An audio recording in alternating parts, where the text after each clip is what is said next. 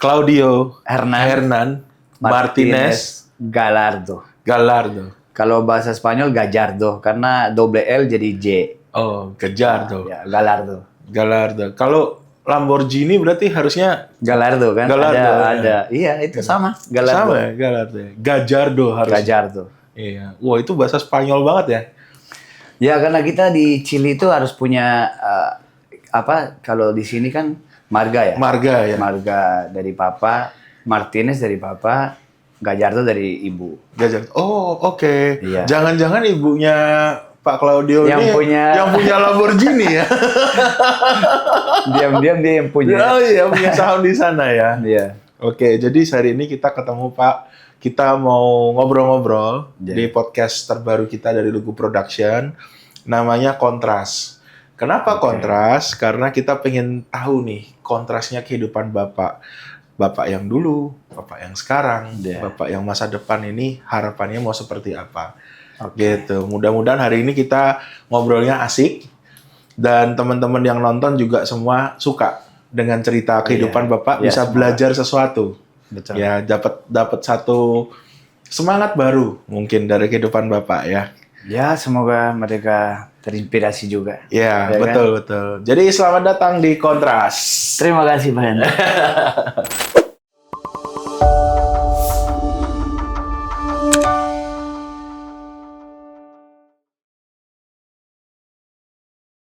Oke Pak, jadi kita cerita-cerita dulu. Banyak orang yang mungkin sekarang nonton belum tahu nih Pak Claudio tuh siapa sih dan mungkin sehari-hari itu bekerja sebagai apa. Nah mungkin bisa cerita sedikit Bapak nih sekarang kegiatannya atau kesibukannya apa? Sekarang terakhir ini. Ya. Ya, baru selesai syuting sinetron stripping Oke. di MD. Oke. Karena MD baru buka beli salah satu stasiun TV, jadi bikin sesuatu baru di situ. Menarik ya. Ya, Capek nggak sinetron stripping ini? capek tapi puas. Menyenangkan ya? Iya, capek tapi puas. Tapi ya karena udah jadi profesi sekarang. I see. Kalau sekarang Bapak ditanya profesi Bapak nih, Bapak pengen dilabelin sebagai apa? Aktor ya, atau entertainer, atau apa? Bisa dibilang entertainment. Entertainment ya. Atau public figure mungkin? Dulu aku merasa karena dulu saya kan pemain bola. Iya. Jadi tanpa sengaja sebenarnya aku masuk ke dunia entertain. Ya, oke. Jadi sempat jadi kayak karena bola udah mulai umur dan di Indonesia ada batasnya. Tanpa sengaja masuk ke dunia entertain, terus belajari. Karena kan kita pakai bahasa Indonesia. Jadi nggak segampang itu juga. Terus nervous, sampai bisa lepas. Iya. Ini juga, aneh juga ya. Bapak nih bule, tapi bahasa Indonesianya bagus sekali ya. Ya, itu gara-gara saya main sinetron. I see. Berapa lama sudah di Indonesia, Pak? Sudah 25 tahun. 25 tahun? Itu kalau anak-anak sudah lulus kuliah ya? Justru saya lebih lama di Indonesia dibanding negara saya. Di Chile ya? Saya datang ke sini umur 21 tahun. 21 tahun. Sekarang bulan depan sudah 45. 45 tahun. Ya. Wah, tapi wajahnya masih kelihatan kayak 17 tahun ya. Wah, ganteng sekali. Setuju nggak nih teman-teman? Kalau setuju bahwa Pak Claudio ganteng, boleh vote ya di bawah. Kita kasih komen Pak Claudio nih seganteng apa. Jadi nggak kaget kalau jadi aktor ya, jadi pemain sinetron. Akhirnya mulai lepas, terus dari satu sinetron tiba-tiba ada proyek satu lagi. Di situ udah mulai kayak gini enak sih kerja di TV juga ya.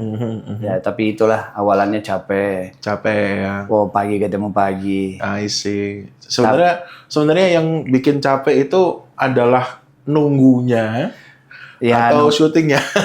Iya karena lebih nanya nunggunya sih. Nunggunya. Daripada syuting.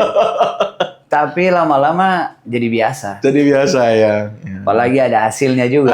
Itu yang penting ya. Kita bisa ya beli sesuatu yang kita dulu nggak pikir bisa dibeli, akhirnya dibeli. Untuk keluarga. Untuk keluarga. Nah ini mungkin teman-teman juga banyak penasaran. Chile ini kan negara, kalau buat orang Indonesia, Chile ini negara yang mungkin asing ya. Banyak yang nggak terlalu tahu tentang negara Chile.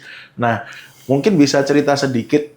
Chile ini adanya di mana? Apa yang menarik dari negara Chile? Kalau menurut Bapak? Kalau Chile salah satu negara paling panjang di dunia. Oh, oke. Paling panjang. Paling panjang di dunia. Oke. Terus sangat sempit juga. Oh, oke. Cuma panjangnya cuma 156 km.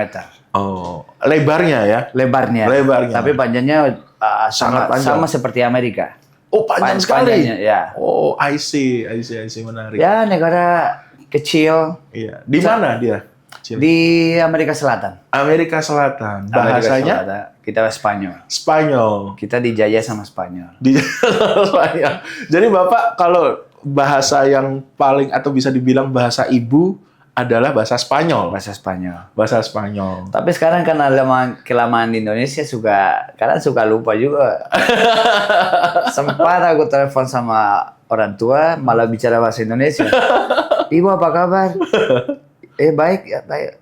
Oh baru sadar kalau aku bicara bahasa Indonesia. Tapi ibu bisa atau keluarga ada yang bisa bahasa Indonesia? Sepupu saya pernah di sini. Jadi dia bisa. Oke. Duluan saya. Justru aku ke Indonesia gara-gara sepupu saya. Oh, gimana ceritanya itu? Dia dulu tahun 99 dia main bola di sini. Di klub mana? Di Delta Sidoarjo. Oh, Sidoarjo. Cuma karena dia cuaca dan mungkin makanan gak cocok, akhirnya dia balik. Dia yang kasih koneksi sama agen di Indonesia.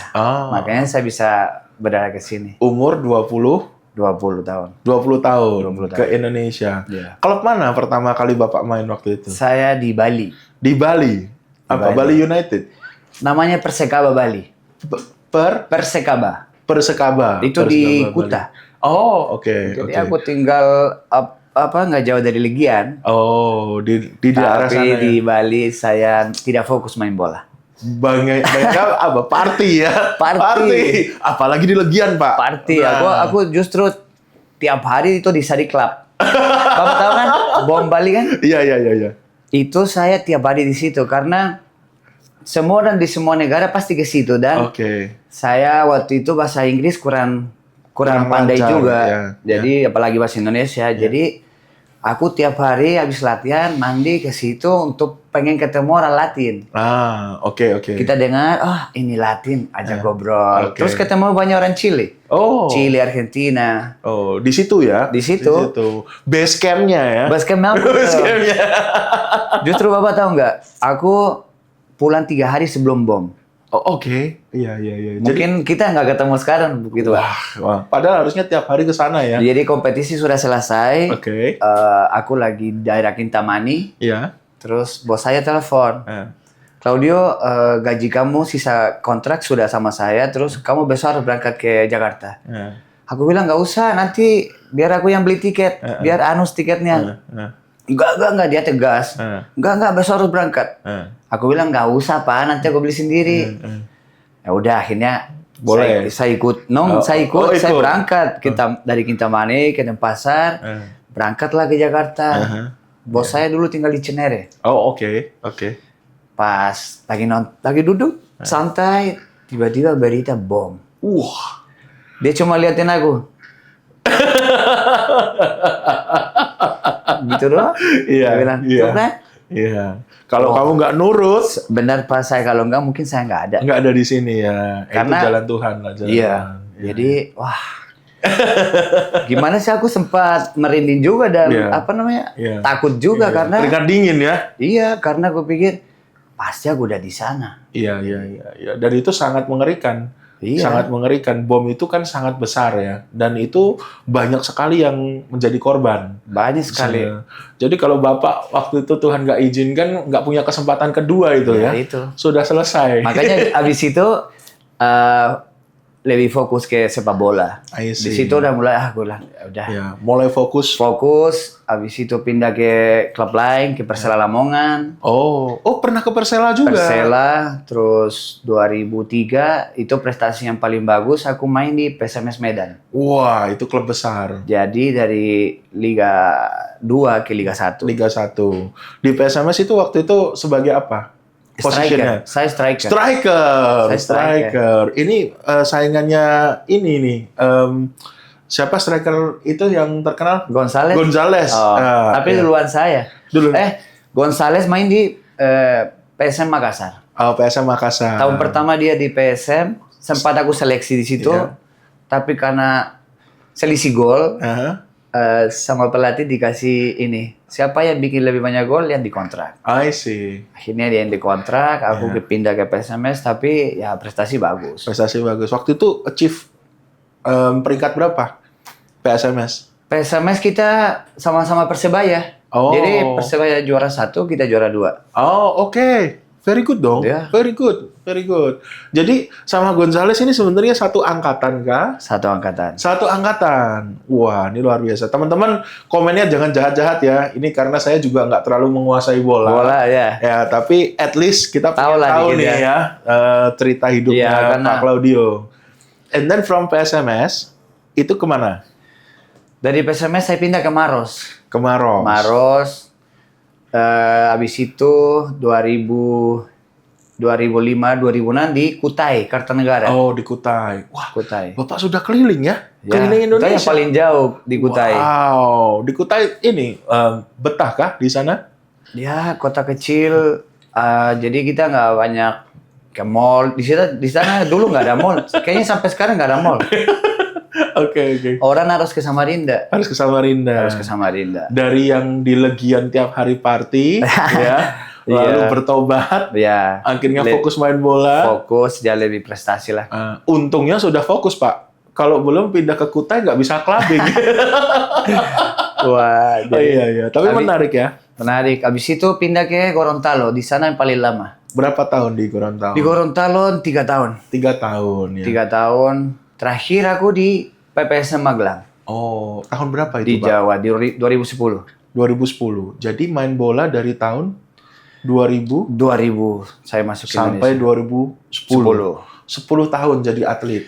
Ya, kebetulan waktu 2010 di Indonesia sempat ada masalah sama FIFA. Oke. Jadi 2 tahun nggak ada sepak bola Indonesia. Nah, itulah betul. Pak.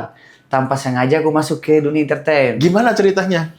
Ceritanya habis libur, aku punya sama teman sekolah bola di Cinere. Oke. Di situ karena aku lebih lancar bahasa Indonesia dibanding teman aku. Ada ibu di pinggir lapangan. Terus pas selesai dia bilang, halo, saya dari MD. Saya pengen ajak kamu untuk bintang tamu di satu sinetron. Oke. Aku bilang, bayarannya berapa? Aku cuma nekat doang karena belum pengalaman juga sih. Belum tahu apa-apa juga. Belum tahu apa-apa. Aku bilang, berapa? Sekian. Mau disebutin berapa? Boleh, berapa? Boleh. Waktu itu 1,5. 1,5. Lumayan ya? Lumayan lah. Aku pikir ya bintang tamu doang. Iya, why not? Terus, ya udah. Ketemulah besok di Kampung Artis. Tempat dulu orang banyak sinetron berkumpul di situ ya. Di Ceger. Iya. Adegan saya, Pak, ternyata semua bahasa Inggris. Padahal bahasa Inggris itu saya udah deg-degan lemah banget ya. Iya, belum lancar bahasa Indonesia apalagi bahasa Inggris. Karena orang lihatnya cuman Pak Claudio bule nih. Iya. Pasti bahasa Inggris lancar. Saya deg-degan baca. Akhirnya ketemulah satu sutradara yang asik banget. Iya. Itu sutradara yang bisa bikin aku jadi pemain. Oke. Siapa orangnya? Namanya Pak Kupra. Oke. Itu saya senang banget ketemu dia karena mau say hi mungkin Pak Kupra. Nanti aku kirim ini ya. Nah, terus aku bilang, Pak, nggak bisa bahasa Inggris aku. Tapi kamu bisa bahasa Indonesia kan? Ya kalau bahasa Indonesia, ya udah bahasa Indonesia ya. Dia orangnya gondrong, suka garuk-garuk kepala, orangnya santai banget. Sekali. Santai banget. Santai sekali. Akhirnya udah syuting lah. sampai pagi. Iya. Sampai pagi, pulang ke rumah, ditelepon lagi siang. Si ibu ini yang dari MD, dia bilang, Claudio, ya Bu, kamu bisa datang lagi? Bisa, tapi bayarannya sama. Iya, bayarannya sama. Ya udah berangkat. Akhirnya itu kan baru 2 hari. Besoknya dipanggil lagi. Besoknya lagi. Jadi terus Saya main 87 episode. 87 episode. Jadi dari bintang tamu jadi panjang. Karena 87 episode. kakunya aku itu mereka suka, produser suka lucu. Jadi ya waktu itu kan jangan ada bule yang main sinetron kan. Iya. Ya karena abis itu kita mulai lepas lah. Iya. Episode keberapa? Udah 20 Maro. Oke, udah enak jadi. Lebih rileks. Dari aku dulu bawa skenario kemana-mana, baca terus. Iya. Sampai udahlah baca tinggal gitu udah mulai enak lah. Udah mulai pede. Apa nama sinetron itu? Sampean Muslim? Iya. Oh itu namanya. Oh, ya. Sampean Muslim. Oke. Itu sinetron pertama. Nah itu belum selesai. Produser bilang sama saya, Claudio, aku pengen, kamu kan pemain bola, aku pengen bikin sinetron tentang sepak bola. Aku bilang menarik gitu karena belum ada. Waktu itu cuma sinetron Ronaldo Wati, tapi cewek yang main. Iya. Ya, Dan itu booming loh, ya. Iya. Ronaldo Wati itu. Iya, Ronaldo tapi kan cewek. Yes. Ya, kita butuh sesuatu yang bola benar. Yeah. Ya udah. Akhirnya saya seleksi anak. Oke. Ada anak cilik yang artis, tapi nggak semua nggak bisa main bola. Oh, oke. Akhirnya seleksi itu sampai 1 minggu. Bapak yang seleksi? Iya, saya yang seleksi. Oh, wow. Nah, disitulah ketemu salah satu yang sekarang banyak main sinetron juga, namanya Dika. Okay. Muhardika.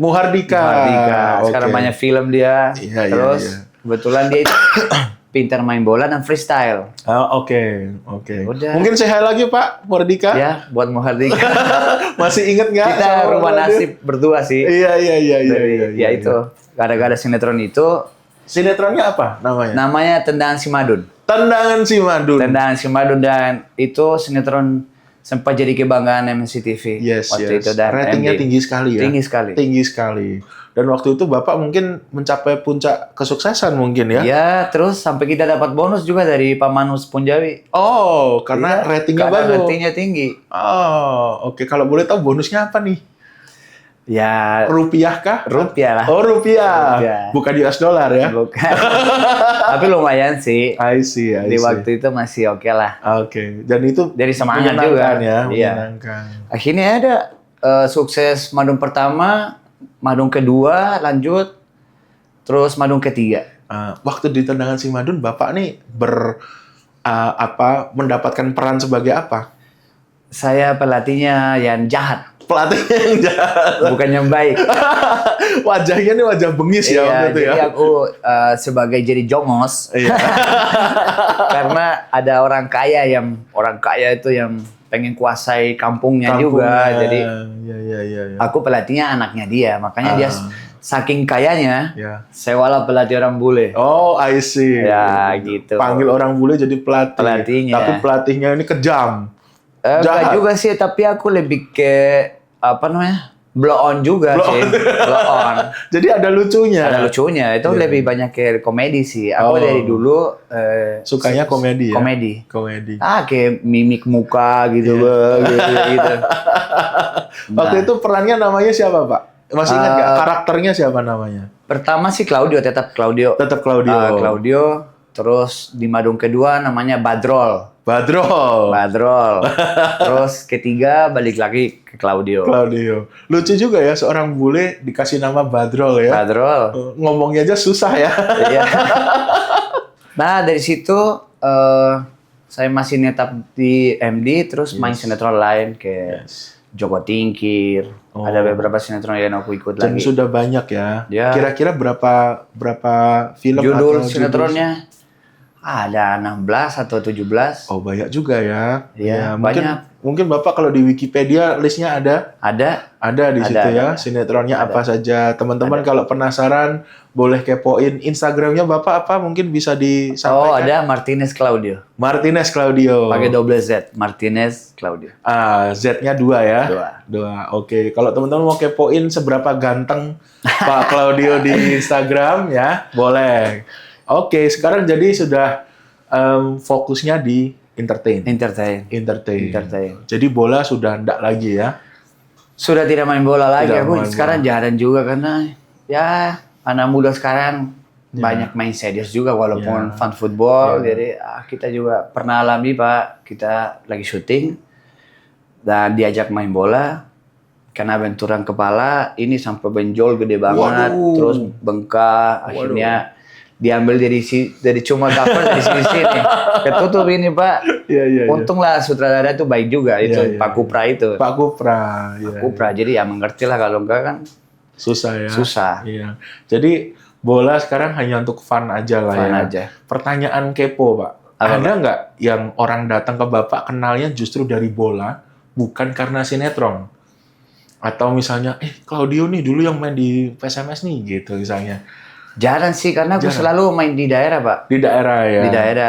Terus dulu sepak bola Indonesia yang kayak Liga 2, nggak begitu diekspor di TV. Hanya Liga 1. Oke. Jadi makanya sekarang banyak masalah dulu. Pengaturan skor. Mafia ya, mafia bola ya. Mafia bola. Jadi itu dulu, nyata Pak? sangat nyata. Sangat nyata ya? Karena pengen tahu. Iya. Cerita sedikit mungkin boleh. Ya itulah dulu yang merusak. Itu yang merusak mental pemain bola dulu. Apalagi anak muda. Oke. Jadi misalnya kita mau main misalnya di Medan. Mereka kita mau main misalnya di Jambi atau di mana. Sebelum kita berangkat, pemain itu pasti di otak dia itu pasti kalah. Kenapa begitu? Karena pengaturan skor. Bayar wasit. Jadi dulu, sudah tahu Pak. Oke. Karena ya dulu di sana ya siapa yang punya duit yang menang. I see. Dan kebetulan ya pasti kita kalah. Pasti tuan rumah itu pasti kalah. Pasti menang. Oh, artinya tuan rumah pasti menang. Pasti menang. Jadi sebelum berangkat tanding pun sudah tahu ini berangkat pun kalah. Iya, jadi ya itu yang saya coba merubah sih ke beberapa pemain muda. Aku bilang, kalian jangan mikirin dari sekarang. Kan biasanya kita mau berangkat meeting dulu sama pengurus. Dan waktu itu aku ke kapten kedua. Aku bilang sama anak muda, kalian jangan mikir di sana kalah. Walaupun kalah, kalian dikasih kesempatan main, kalian main maksimal. Keluarin kemampuan kalian. Tunjukkan. Karena siapa tahu nanti tahun depan di sini nggak main lagi, tapi seleksi di klub lain. Dan klub lain melihat. Waktu dia cetak gol atau main bagus, itu prestasi buat kalian. Betul. Dan mikirin kita kalah apa enggak. Jadi mafia itu merusak mental, kitanya yang berusaha membetulkan juga susah ya. Susah sekali ya. Iya. Tapi pernah nggak, kan saya sering dengar tuh ya, kalau di klub-klub bola di Indonesia tuh punya masalah gaji. Yang gajinya terlambat, ada yang tidak dibayar, ada yang diganti. Bahkan saya sempat nonton ada yang dibayarnya dengan makanan, dengan beras, dengan bahan bangunan dan lain-lain gitu. Itu Bapak ngalamin nggak? Aku pernah alami, tapi hanya terakhir sih. Hanya berapa tahun terakhir kayak 2008, karena di Indonesia warna PBD di sepak bola kan dicabut. Akhirnya banyak klub harus pakai uang pribadi atau sponsor. Nah, disitulah mulai masalah. Tapi sempat terlambat sih, bukan nggak dibayar, tapi terlambat. Berapa lama? Aku di Persigo Gorontalo. Oke. Dan itu kita tanpa sengaja Pak, karena aku motivasi anak muda untuk main lebih bagus di sana. Akhirnya kita menang di luar Pak. Itu masih bisa menang. Kita menang 3 pertandingan di luar. Itu di Sidoarjo, Bojonegoro, sama lupa yang satu lagi. Akhirnya gara-gara itu kita masuk ke 8 besar di Samarinda. Tapi di sana kita pergi liburan doang, karena kita nggak ada prestasi. Yes. Tapi itulah tanpa sengaja kita bisa menang. Ternyata bisa. Bisa, Pak. Iya. Dan pada waktu itu ngalamin masalah gajinya untungnya nggak parah ya. Sebelum-sebelumnya tepat ya? 5 bulan kita nggak dibayar. Oh lumayan loh. Tapi sebelum kita berangkat ke Samarinda, nah itu dibayar semua. Jadi banyak sekali ya. Jadi pasti ke Samarinda banyak uang nih. Iya, semua pada belanja HP kan di sana kan banyak pelabuhan kan. Beli HP lebih murah dikit lah. Menarik juga ya. Iya. Oke. Nah, ini kita pengen kenal lebih dalam lagi sama Pak Claudio ya. Jadi tadi perjalanan hidupnya dari atlet sekarang menjadi seorang aktor. Iya. Pernah ngalamin pasang surut dong pasti, naik turunnya, nggak enaknya. Sudah banyak mengalami banyak hal di Indonesia dong. Ya sih banyak. Nah, sekarang Pak Claudio kalau boleh tahu sudah menikah atau belum? Sudah berkeluarga? Berkeluarga. Sudah berkeluarga ya. Ada putra-putrinya? Ada anak 2, Alexandra dan Alexander. 12 tahun yang cewek. Yes. Yang kecil nanti Juli juga. Beda 2 hari sama saya. Dia 5 tahun. Jadi perempuan dan laki-laki ya. Wah, seneng dong. Ya. Bangga nggak sama mereka, Pak? Bangga lah karena kita apalagi sekarang kita lagi alami masalah yang bikin kita ya itulah lebih kuat ya. Sampai ya itu anak saya sempat berhenti sekolah juga. Oke. Sempat berhenti sekolah karena saya juga nggak ada mbak. Saya harus jaga mereka berdua. I see. Awalan masalah saya sempat stres. Dia sendiri sama anak 2, Pak. Iya. Jadi kaget ya, tiba-tiba harus ngurusin. Karena seperti aku kena tsunami, Pak. Iya. Itu kan tiba-tiba datang, bukan kita udah tahu gitu akan terjadi. Jadi, wah sempat berat banget. Ya, pasti inilah kacau ya waktu itu ya, nggak siap ya, nggak siap. Iya. Saya sempat stres berat, Pak, sampai tidak bisa tidur, sempat larinya ke minuman. Bukan untuk mabuk, Pak, tapi untuk tidur. Nggak ada pikiran besok. Iya. Supaya lupa ya. Apalagi semua hilang. Iya. Apa yang saya punya hilang tiba-tiba. Kalau mobil, motor, usaha kecil-kecilan, semua habis gitu. Jadi ditinggal dengan 0. Iya. Malah mungkin minus ya, Pak ya. Iya. Ya itu, Pak. Luar biasa ya. Kalau boleh tahu dan bisa cerita sedikit, masalahnya berawal dari mana atau seperti apa sebenarnya? Masalahnya itu istri saya mulai dia kerja bagus. Salah satu perusahaan lumayan besar. Iya. Sebagai karyawan di sana. Dia manajer di situ juga. Manajer di situ. Oke. Terus tiba-tiba mulai cari kerja sampingan lah. Dengan HP. Ada kerja sama satu distributor HP. Dalam 1 tahun itu lancar. Lancar. Akhirnya dia mulai percaya sama orang yang sering ambil HP di Bogor. Akhirnya itulah dia ditipu dengan jumlah yang besar. I see. Jadi awalnya itu membantu menjualkan handphone. Dia mungkin untung dari satu HP kan tergantung serinya juga. Bisa untung misalnya satu HP kayak 50 atau tapi kan dengan jumlah besar kan jadi banyak. Nah, itu mulai hampir tiap hari gitu. Sebenarnya waktu itu bisnisnya sudah mulai bagus ya. Tapi aku nggak tahu cara kerjanya istri saya sama distributor yang dia kerja. Kan bukan orang kantor yang ini selain kantornya. Jadi saya tidak tahu apa yang pembayarannya lancar bagaimana pembayarannya istri saya sama distributor ini.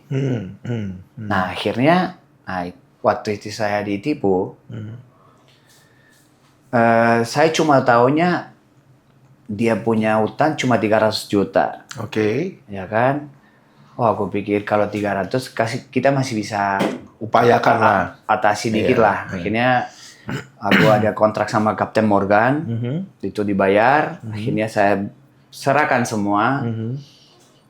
Aku pikir udah 300 selesai. Terus ternyata nggak lama kemudian seminggu kemudian, setelah waktu itu Natalan, saya bangun pagi, mobil dan motor saya nggak ada. Aku mau antar saya sekolah, anak saya sekolah. Mana motornya? Mana mobilnya? Habis sama dia. Dijual sama dia. Dijual sama dia. Mungkin karena dia itu ada utang lain. Ya, ya. Nah, nggak lama kemudian, 2 hari kemudian, si distributor ini kenal sama saya juga. Karena sama-sama orang Makassar. Jadi teman lama dari sekian tahun. Akhirnya dia telepon, halo Kak Claudio, dia tolong bilang sama istri Anda, boleh nggak bayar utang saya? Saya langsung mikir, oh mungkin utang 50 juta, 20 juta gitu, enggak. Berapa ya? 1 miliar, Kak. Oh, gede sekali ya.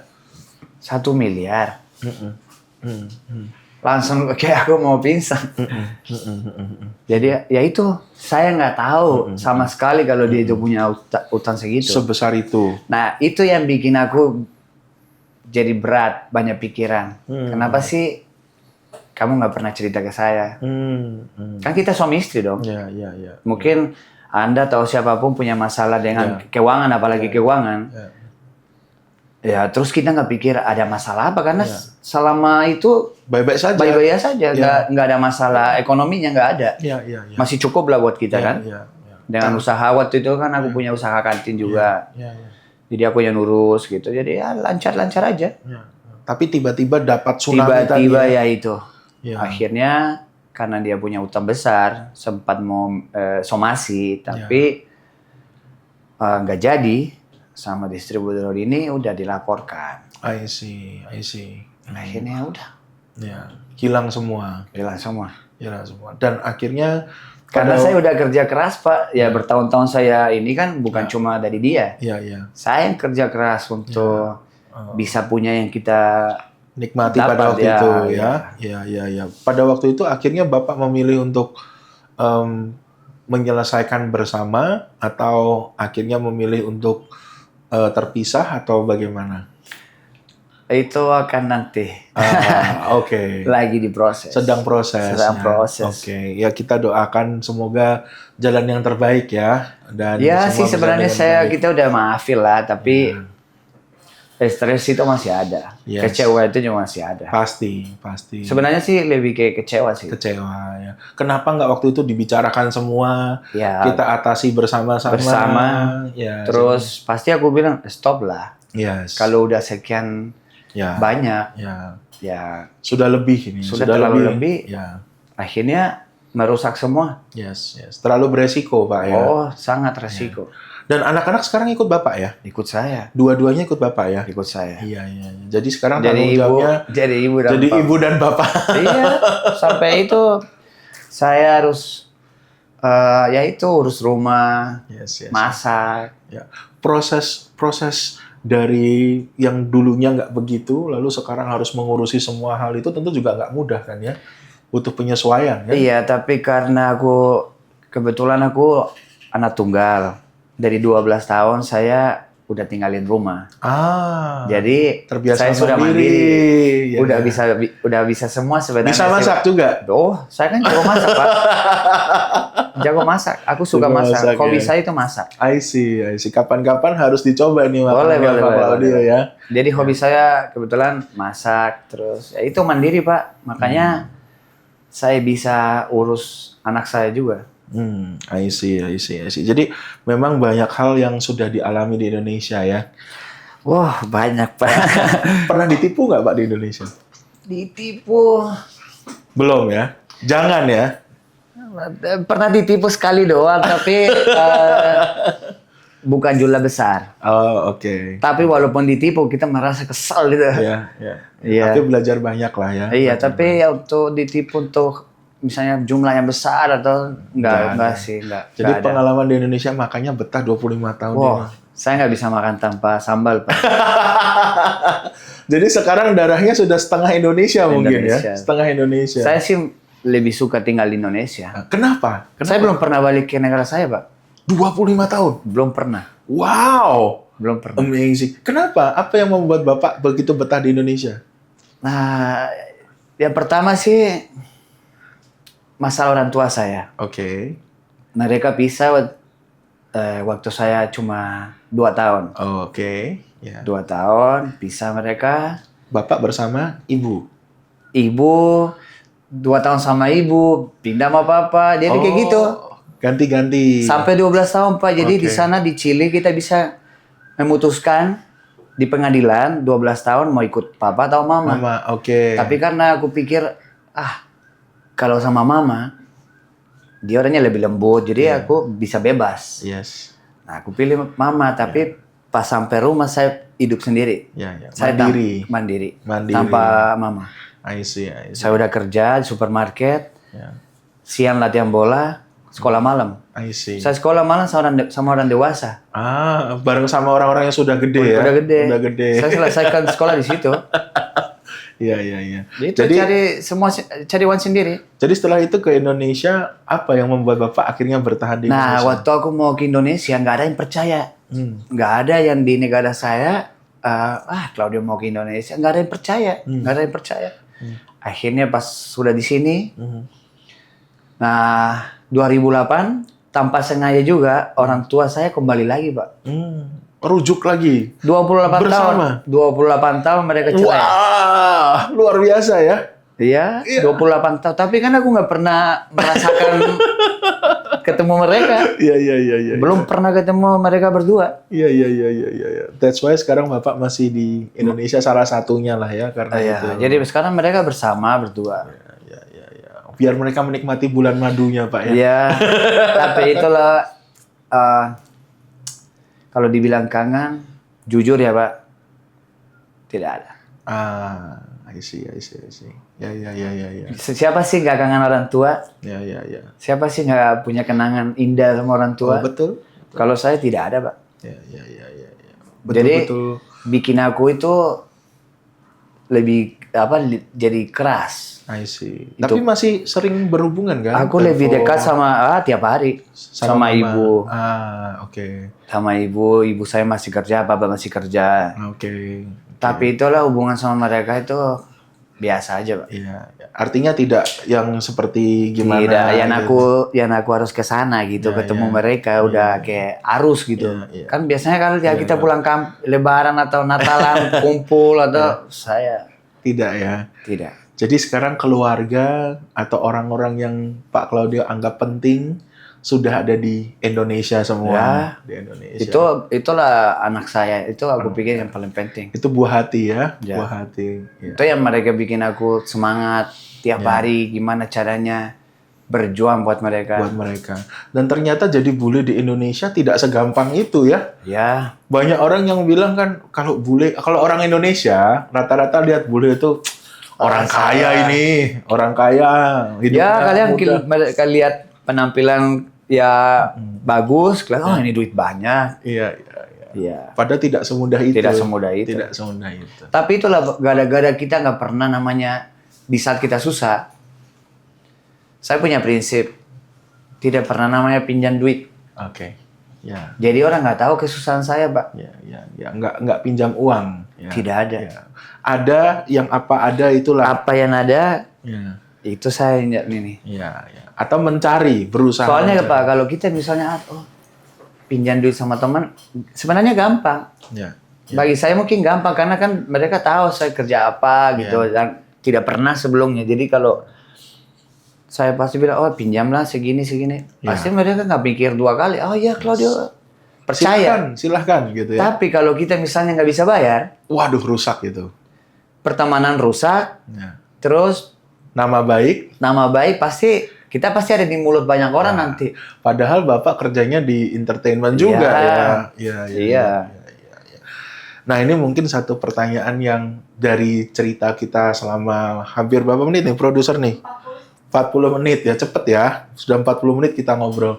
Nggak terasa ya? Nggak terasa ya. Minum dulu Pak. Ya. Cheers. Salut. Oke, jadi aku pengen mungkin sedikit menggali perasaan dan pemikiran Bapak. Seandainya ya ini kita berandai-andai. Ya. Bapak tidak ke Indonesia, ya masih di Chile, ya.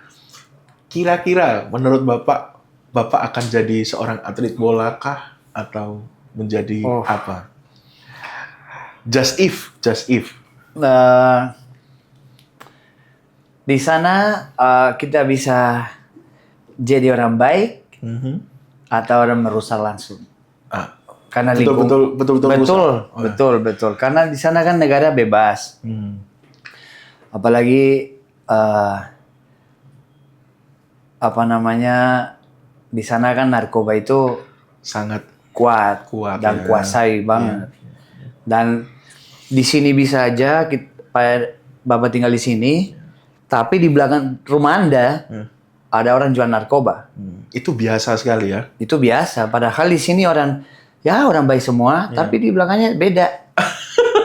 Beda ya satu tembok. Satu tembok saja. Ya, jadi kalau nggak jadi orang baik, betulan jadi orang jahat ya. Makanya saya nggak lanjut sepak bola di Chile. Padahal saya sudah dikasih kesempatan yang besar di sana. Main di tim besar. Itu dibiayain semua. Tapi karena saya suka minum, suka nakal dengan narkoba di sana juga, pernah aku coba juga. Kan masih muda juga waktu itu. Makanya waktu dikasih kesempatan ke Indonesia, Bapak pilih ke Indonesia. Pilih ke Indonesia dan saya pilih tidak mau balik lagi. Karena teman-teman yang dulu ya tiap hari di jalan, ngerokok, minum, masih begitu saja.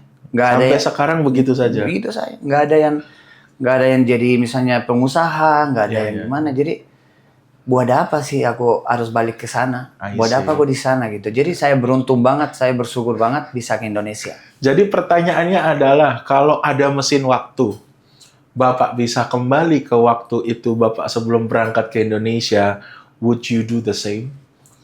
Apakah Anda akan tetap pilih datang ke Indonesia? Tetap pilih datang ke Indonesia. Saya nggak mikir lama. Jadi tidak ada penyesalan, Pak ya? Tidak. Ke Indonesia tidak ada penyesalan. Tidak ada.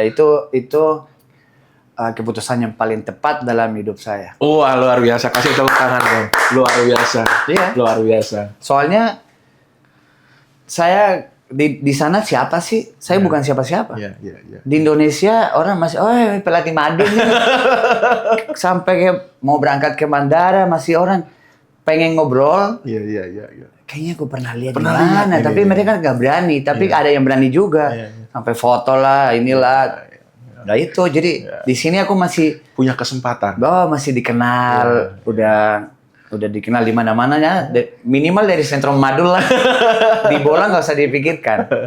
Itu perjalanan hidup ya. Hidup. Jadi kita sebagai orang luar di Indonesia terus bisa ya sukses di sini, minimal terkenal. Itu bersyukur kebanggaan saya sendiri gitu. Kalau Bapak ini termasuk tipe orang yang religius nggak atau biasa saja? Saya percaya Tuhan sih. Percaya Tuhan. Dan saya percaya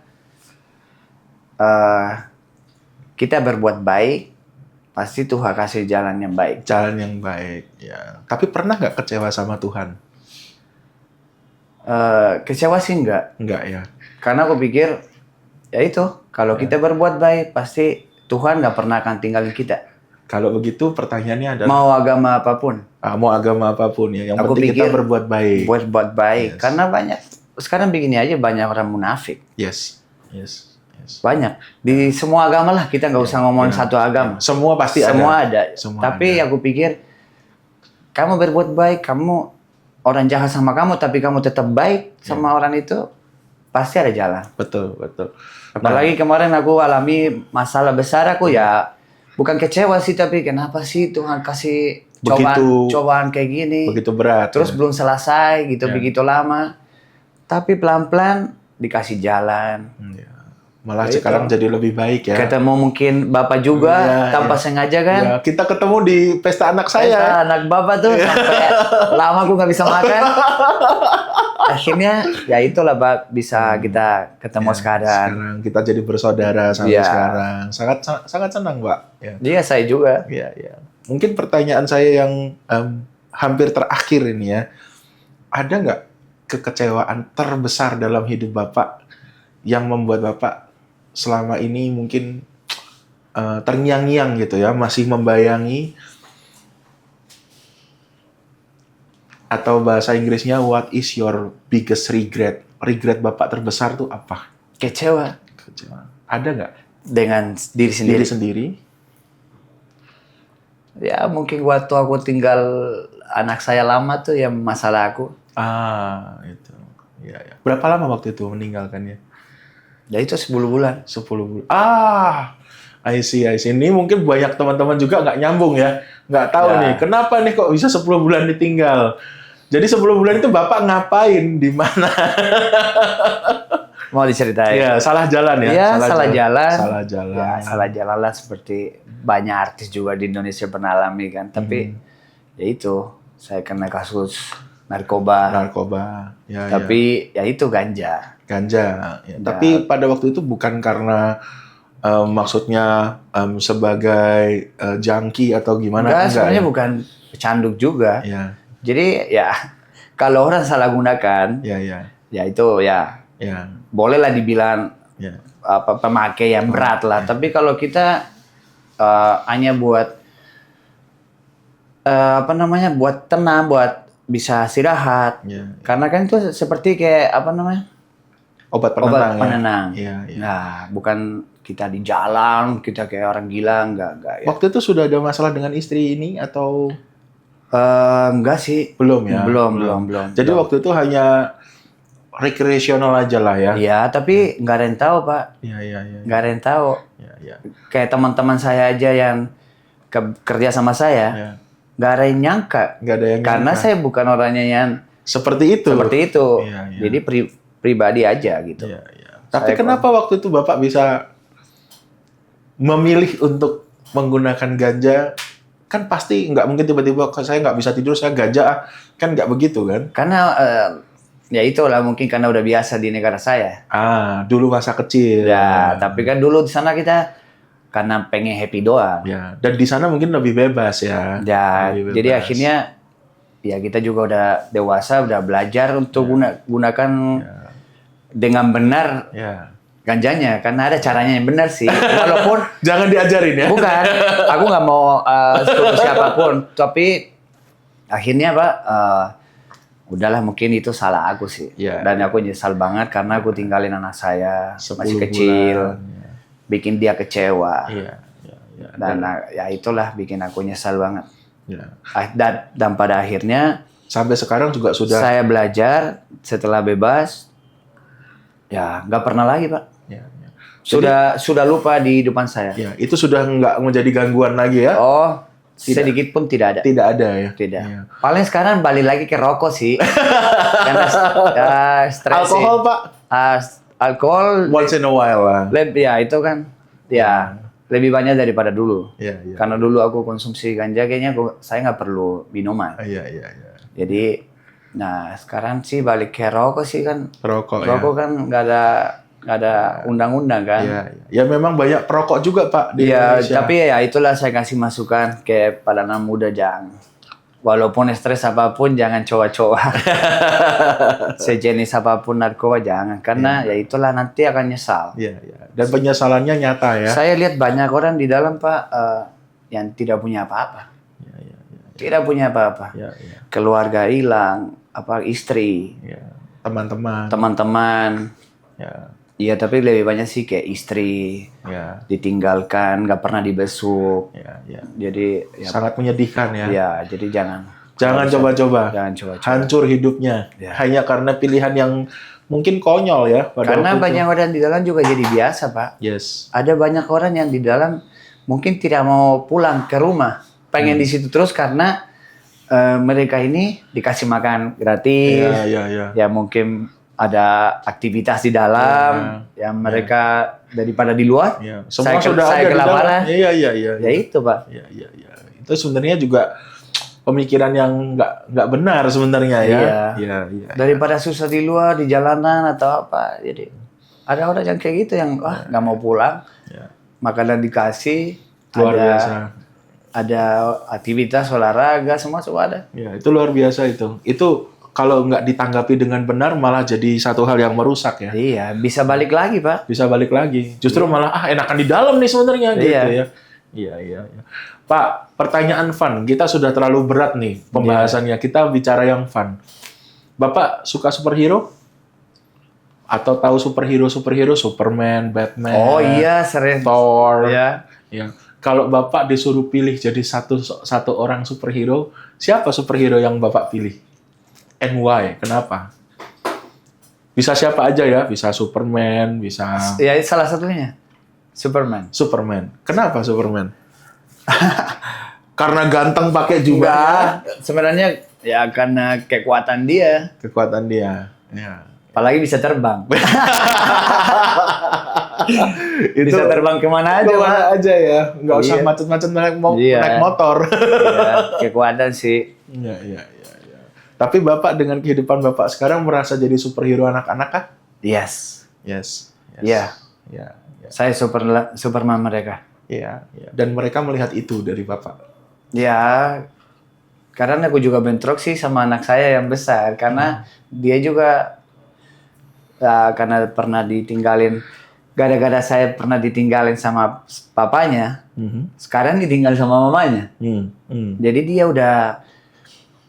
12 tahun, tapi dia itu pikiran ke umur 18 tahun. Sudah sangat dewasa. Dewasa sebelum waktunya, Pak. Iya.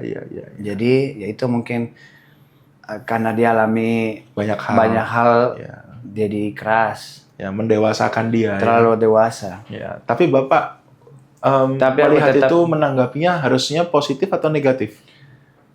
Ada positifnya dong. Ada positifnya karena dia bisa mandiri. Ya. Terus ya mungkin nanti dia akan lebih kuat ya. Lebih hargain nanti satu saat dia kerja atau apa. Ya. Tapi kalau tetap aku ajarin terus. Tapi sebagai orang tua nggak tega Pak ya melihatnya. Sifatnya sama kayak mamanya sih. Mandor. Beda sama kita. Iya. Kayak bisa bantu bikin apa kayak di rumah. Oke. Oh dia. Tapi karena aku pikir, udahlah, ini anak saya. Ya. Kita support. Kita support. Sebenarnya aku dari dulu aku yang didik anak saya, bukan istri saya. Dan mereka lebih dekat ke Bapak ya. Iya. Jadi istri saya cuma taunya kerja. Iya.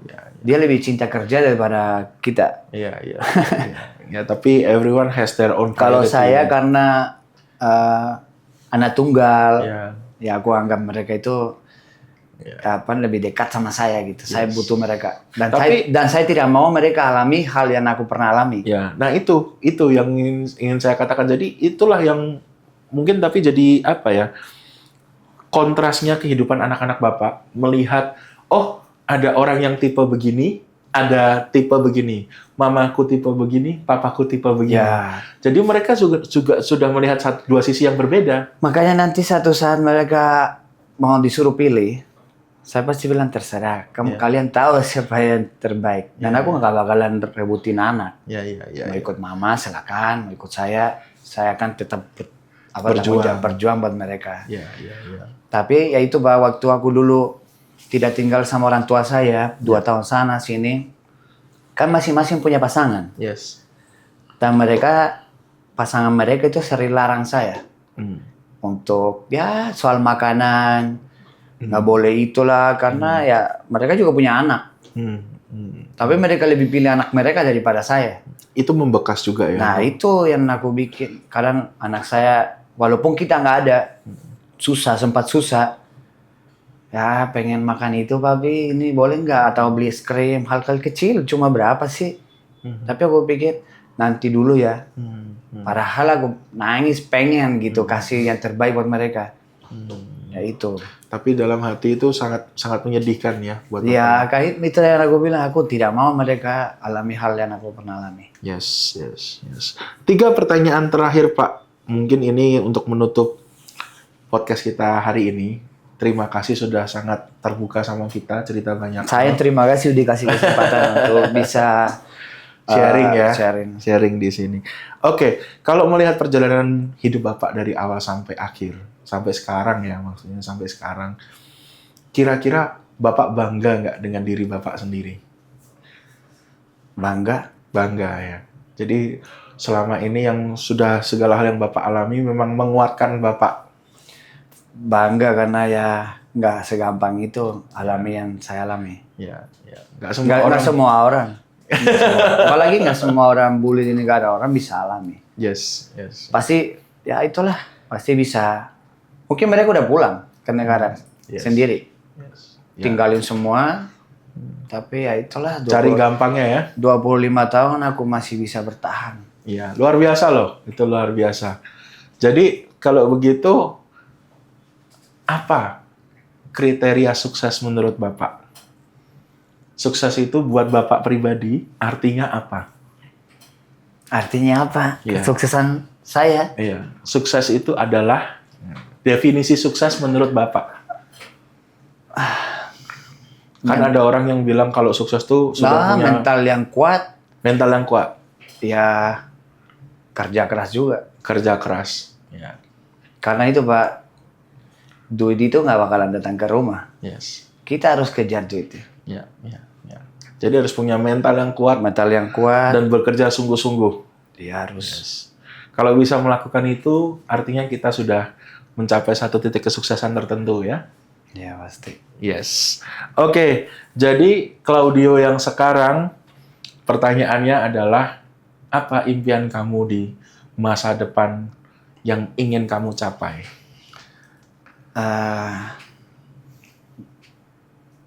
Kerjanya lancar. Amin. Terus sama Lugu dikasih banyak job. Amin. Kasih tepuk tangan dong. Enggak, Lugu juga makin sukses. Persahabatan kita juga lancar. Tapi penting sih bikin anak saya itu sukses. Amin. Sukses lebih daripada saya atau lebih daripada kita semua. Amin. Kita kasih tepuk tangan Pak Claudio. Senang sekali Bapak sudah datang di Kontras hari ini. Jadi ada dua hal yang mungkin saya bisa rumuskan tentang podcast kita hari ini. Perjalanan hidup Bapak yang tidak mudah itu ternyata membawa dampak menguatkan dan memandirikan Bapak. Kesalahan-kesalahan yang pernah dialami dalam hidup itu adalah perjalanan hidup untuk belajar. Dan ternyata keluarga juga sangat penting ya, menjadi satu itulah pasti support system ya. Jadi tujuan kita, motivasi kita. Yes. Dan nomor 2, kita lihat Bapak sekarang makin sukses, makin bersinar ya. Dan ternyata tidak melemahkan kejadian-kejadian berat itu, justru membawa kita lebih tinggi. Hampir tadi mau nangis. Tapi nggak jadi. Oke teman-teman, thank you sudah join kita di nonton podcast. Inilah buka-bukaan bersama Claudio. Iya, mungkin kalau ada berdua tadi aku udah nahan. So thank you Pak Claudio sudah hadir. Sukses untuk Bapak, salam untuk keluarga. Terima kasih sekali punya sahabat juga seperti Pak Claudio. Yeah. Saya bangga sekali. Sama-sama. Thank you. Tepuk tangan dong buat Pak Claudio. Terima kasih semua.